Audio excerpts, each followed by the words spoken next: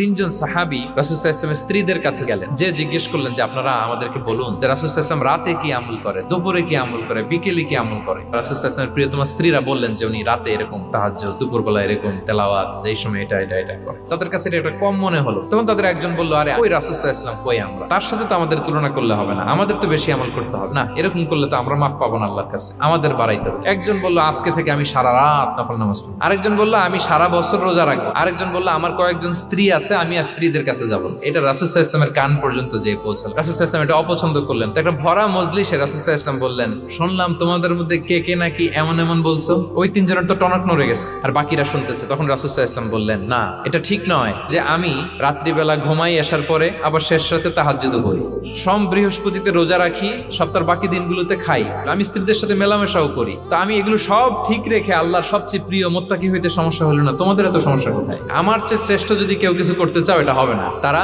শুধরে নিয়েছেন, আর বাকিরা সঠিক মেসেজটা, সঠিক নির্দেশনাটা জেনে গেল।